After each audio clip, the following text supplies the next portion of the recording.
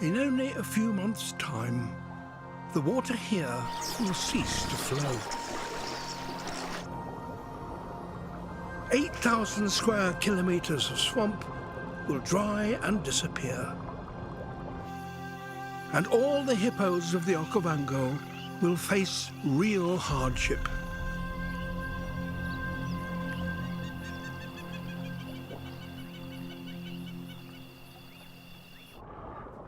Water is the hippo's sanctuary.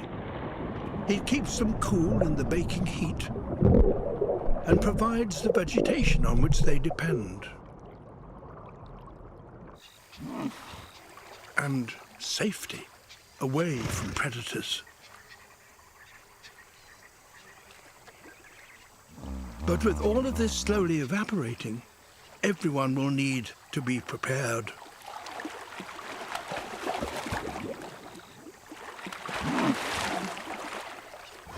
The calf is now several weeks old and has built up his strength. It's time for him to meet the family.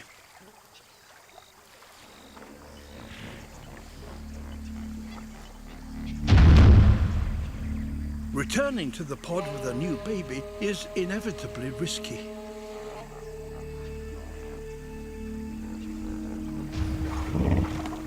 The mother has to re-establish that she's a member of the pod. And in the excitement, a clumsy adult could crush her calf.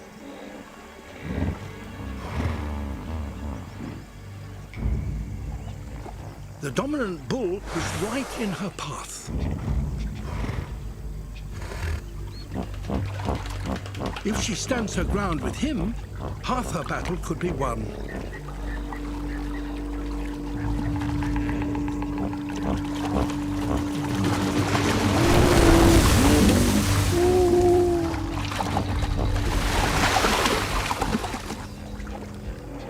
But the real problem comes from an unexpected place. Her previous calf is showing an unhealthy interest. She's battle-scarred and appears to have a quarrelsome nature.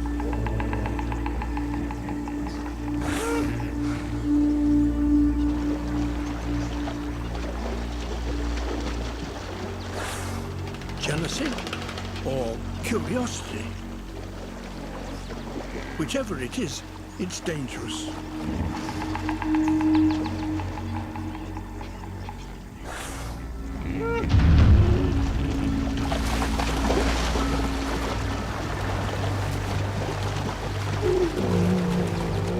Her calf is far too young to be pushed around like this. He's frightened and stays close to his mother.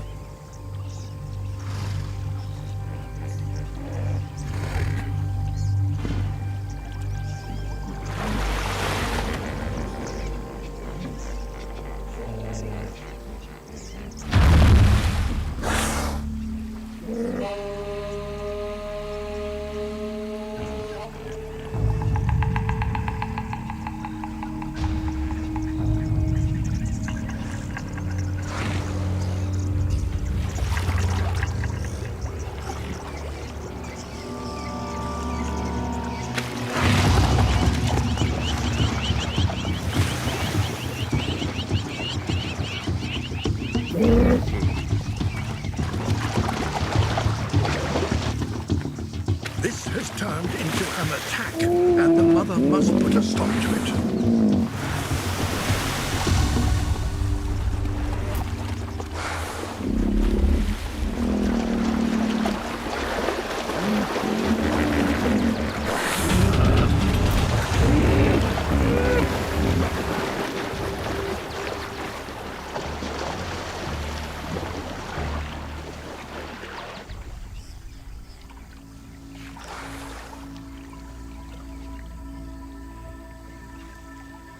The pair remain on the periphery of the pod. But the rest of the family can still hear them.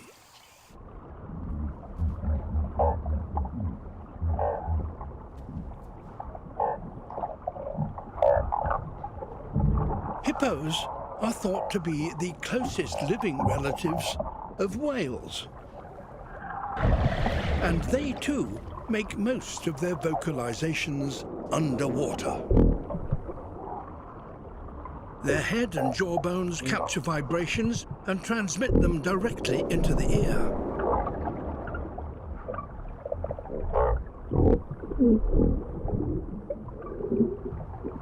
Vibrations become sound. And in these quiet waters, these can carry up to a mile.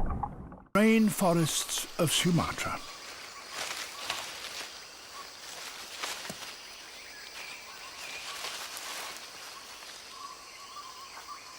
This female orangutan is 42 years old. Her third child, a 6-year-old daughter, is still with her.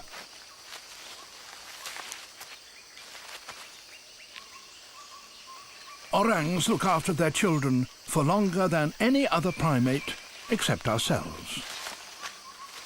It will take her 9 years to teach her youngster everything she needs to know about this complex treetop world.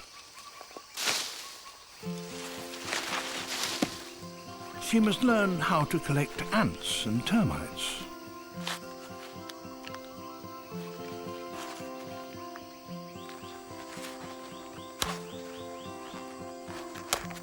How to identify at least 200 kinds of edible plants, and how to avoid the poisonous ones.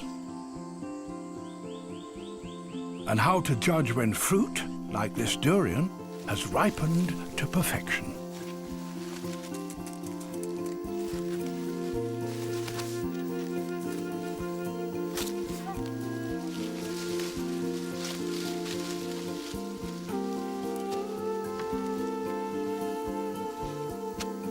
A child must be able to judge which branches can carry her weight.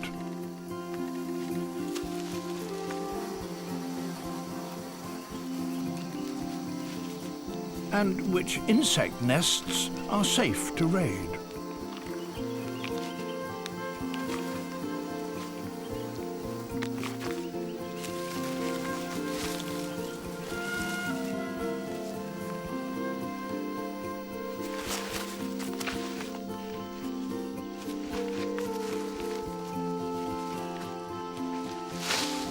Building up a complete guide to the foods of the forest is a long process.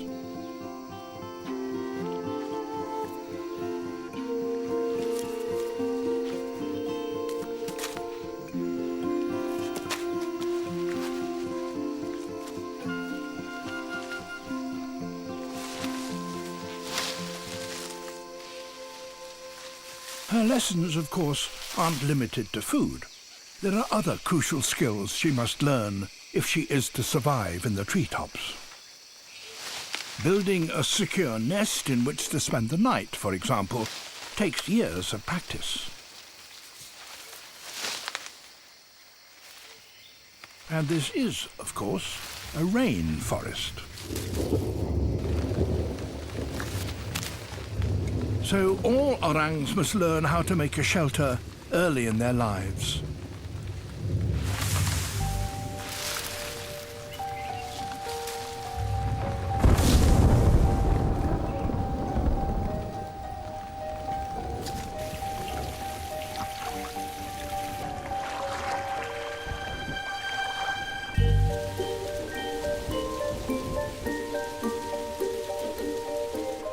It rains almost every day, so this 6-year-old has already had plenty of practice.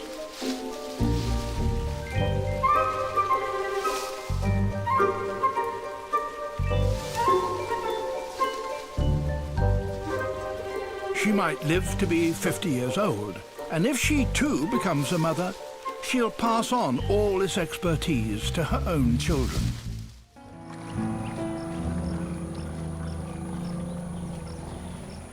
During the hours she spends at the Bai, she notes all the arrivals, and crucially, who greets whom. It's late afternoon, and Andrea has noticed 2 related elephants who've arrived from different parts of the forest. The This is Mimi 1, who's the matriarch of this group. Mimi 1 knows that Mimi 2 is there. Yeah, they're heading right towards each other. There we go. There's a nice greeting going on right now. Some very low frequency. Yeah, now they're trunking each other. Yeah. Yep. That's mother and daughter. So some of these greetings are very subtle. And if you know the individuals, then you can predict them. By understanding these relationships, Andrea's made an important discovery. In the forest beyond the Bai, it's rare to see more than one elephant at a time. People assumed they led solitary, independent lives. Andrea believes that even though relatives might not stay together in the forest, they do appear to know each other's whereabouts.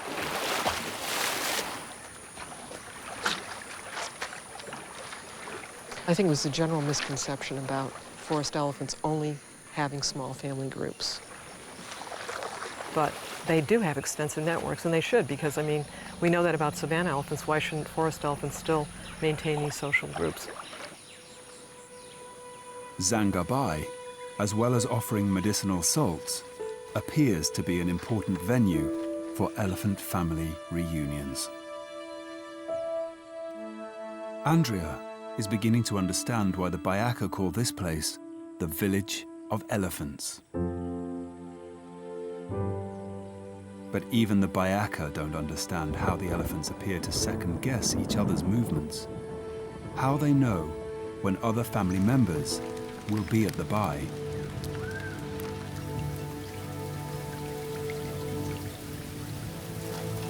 To get to the bottom of this, Andrea has had to start thinking like an elephant.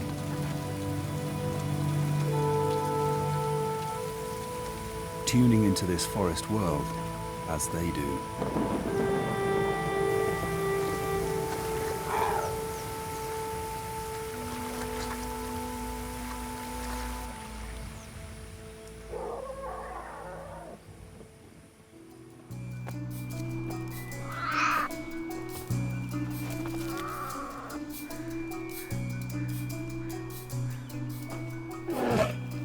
A mother black bear is looking for something suitable for her cubs. This is their first ever trip to the seaside.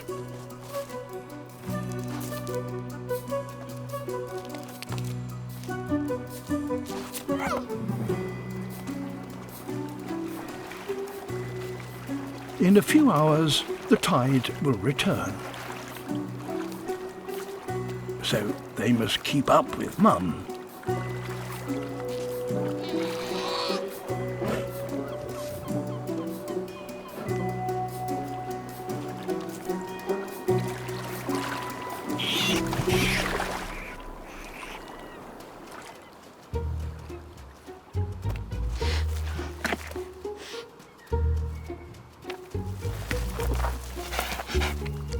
Here's something tasty.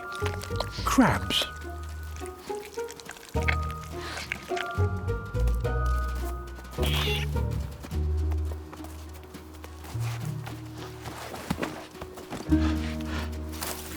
Big crabs can give a nasty nip, so it's best to start off with smaller ones. During spring, 3/4 of the bear's food comes from the beach.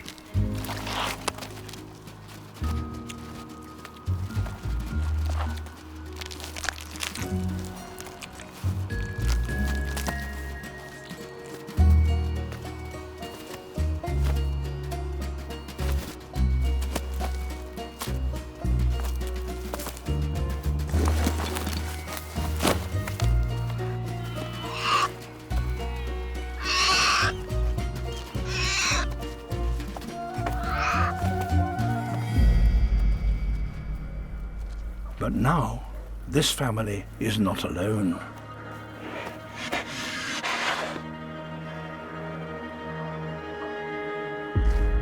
An adult male. He's double her size, and they're in his territory.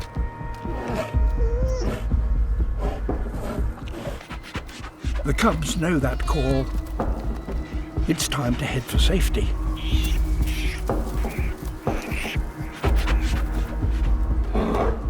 Bears have poor eyesight, but their sense of smell is acute, and the male has detected intruders.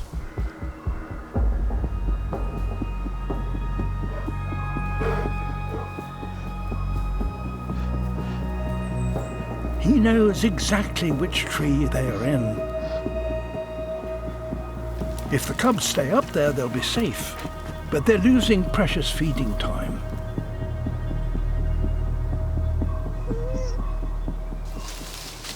For now, he's content to leave his scent mark. A warning note for trespassers. The family moves on. For the cubs, lunch today will have to be a takeaway.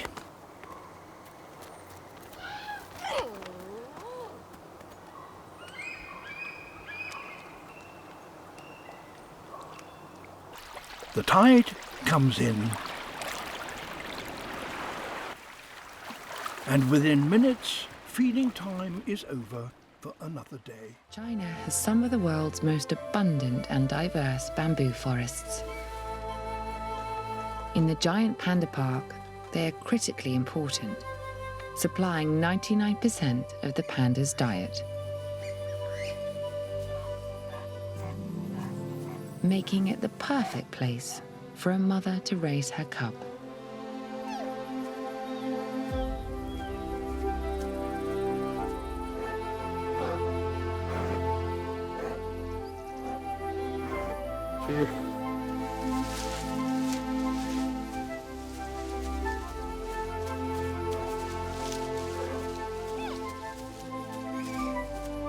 With each passing day, this youngster is being prepared for adult life.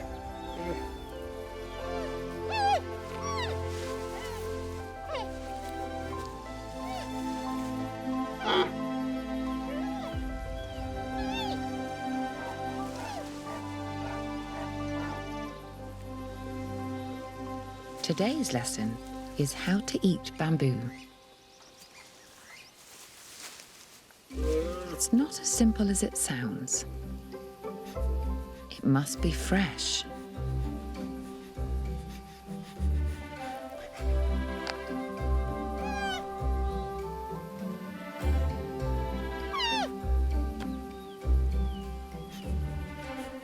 The cane must be split perfectly. The most digestible part is inside. The enormous jaw muscles needed to crunch bamboo are what give pandas their characteristic round faces. The youngster practices on a stick.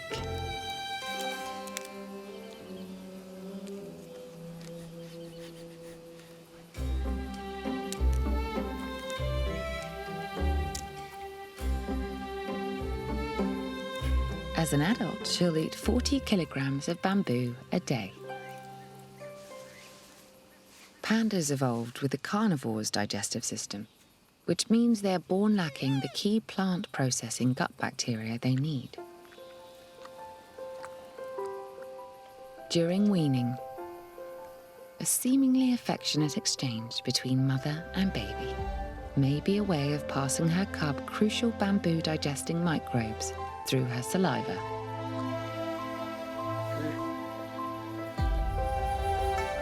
When the cub is weaned at around 18 months, they will separate, and the youngster must go it alone. This puppy was rejected by his mother at birth, but he's had the good fortune to be adopted by a cat. Her mothering hormones are so strong, she accepts him as her own. The puppy was born on the same day, and he happily adapts to his new family.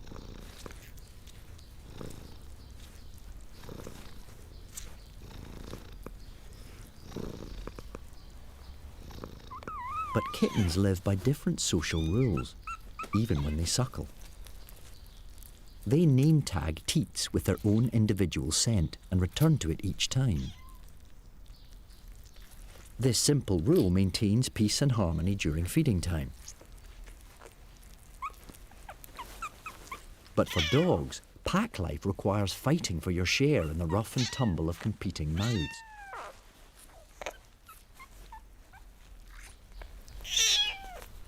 This puppy breaks all of the cat's social conventions. His wild instincts express themselves despite his unusual family.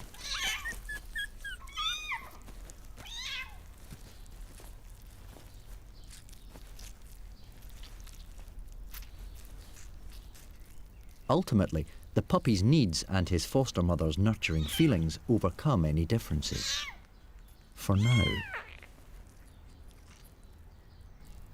But as adults, these top predators will differ in almost every detail.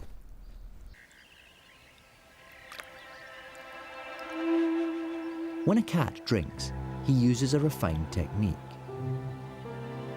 The rough upper side of his tongue curls downwards to pick up the liquid using surface tension.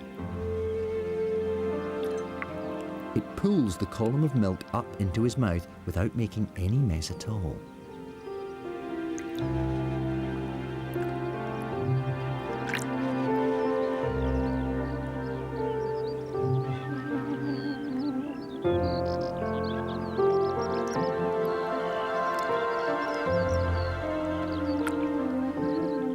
A solitary hunter can afford to take his time.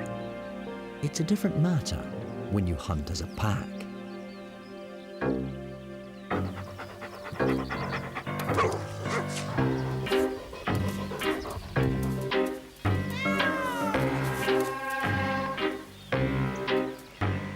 A dog also pulls a column into his mouth, but unlike cats, he shapes his tongue into a ladle to slosh more liquid in. For pack animals, beating your rivals to a drink is more important than cleanliness. X-ray shows how the milk is thrown backwards at 5 times the force of gravity, and his mouth shuts like a trap as it is swallowed.